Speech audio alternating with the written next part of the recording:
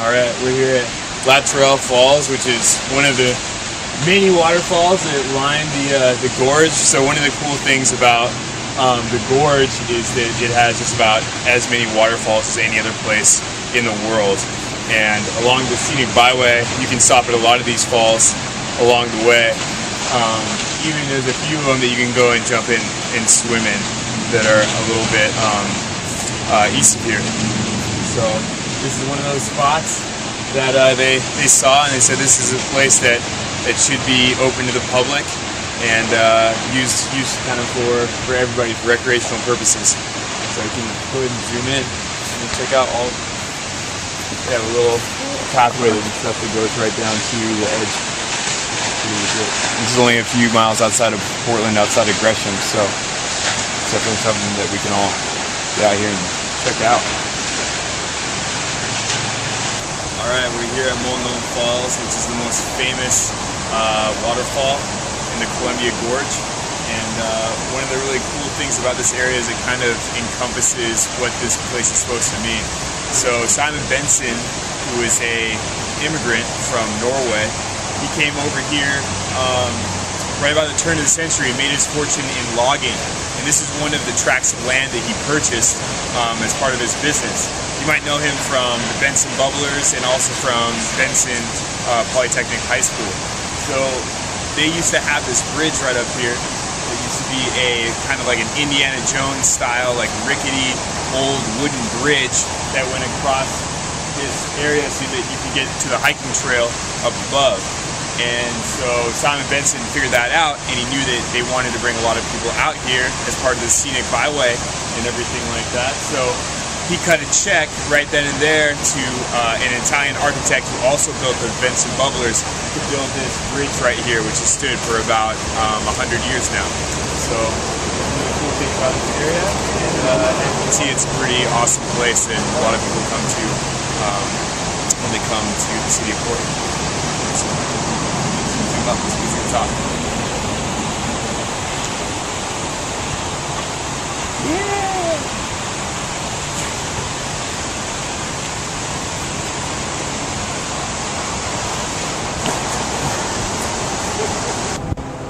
We're outside of Oneonta Falls, which is one of the cool trail hikes that you can do around here.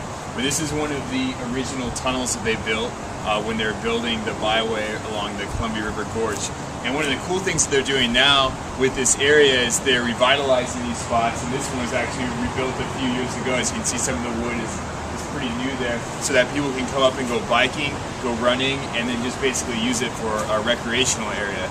They're going to have a patch of the original byway that's going to be about 60 to 70 miles. It's going to be revitalized in the next couple of years. So it's one of the really cool parts about this area, and it has a lot of the history along with it. Cool. One of my favorite parts about Mount Hood is the mushrooming that you can do here.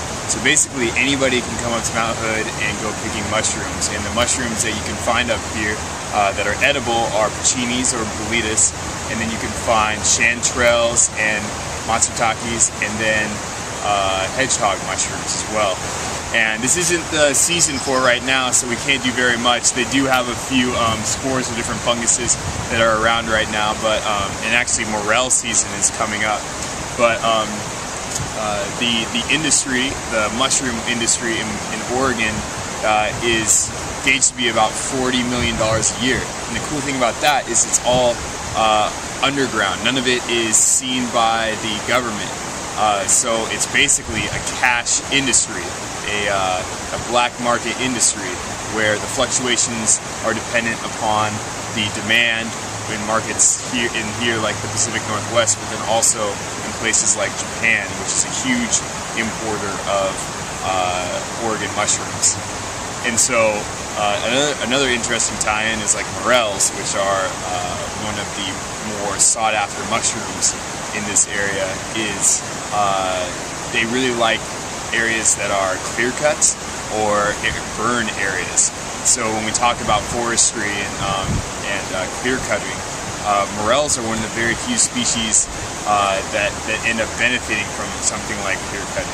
Another species that benefits is deer, because they like the they like the grasses and stuff that end up growing in those areas that are clear cut. So those are a few of the interesting aspects of mushrooming and stuff that goes on here in right outside the